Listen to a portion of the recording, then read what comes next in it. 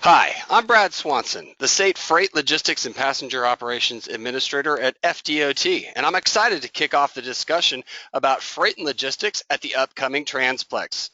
I'm responsible for overseeing the modal offices, including aviation and spaceports, seaports and waterways, rail and motor carrier operations, and transit.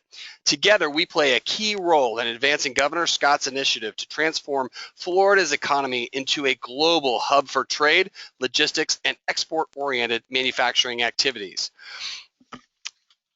As we know, we've got a few key stats that make Florida unique. Florida's economy is $800 billion, which would make us, if we were a country, the 19th largest country on the planet. Our population growth is surging. We're the third largest state in the nation. We just overtook New York, and we're expecting another 6 million more people in Florida by 2030.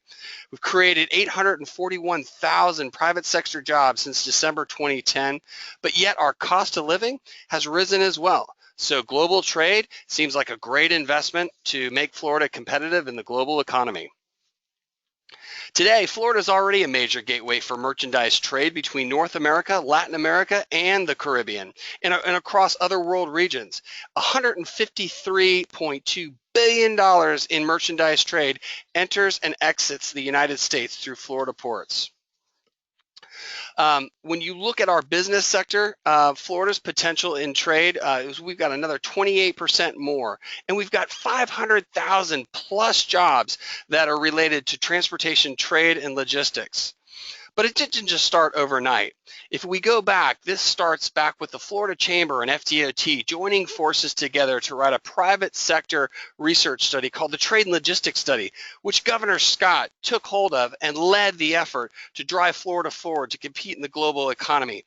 That initiated a series of events where FDOT and the state business leaders took advantage of being ahead of the curve with MAP 21.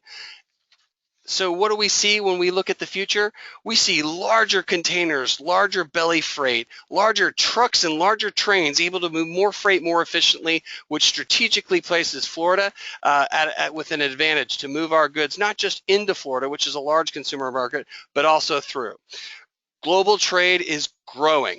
And as you can see, as Florida wants to diversify our economy, while we've got a bunch of sectors out there that seek to capitalize on manufacturing and life sciences and clean tech, what sits at the center of that is our ability to move goods.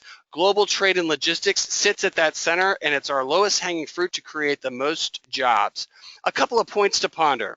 How can the state ensure the most strategic investments continue to be made to support Florida's long-term economic investments? Is there land and regulatory barriers that are in the way that need to be addressed? Pulling the private sector together to answer these points and more are key to making Florida competitive. As you can see, Freight Moves Florida website is what the department has launched to pull all of these interests together. I can't wait to see you at the Freight Forum as we move forward, and look forward to facilitating an exciting discussion.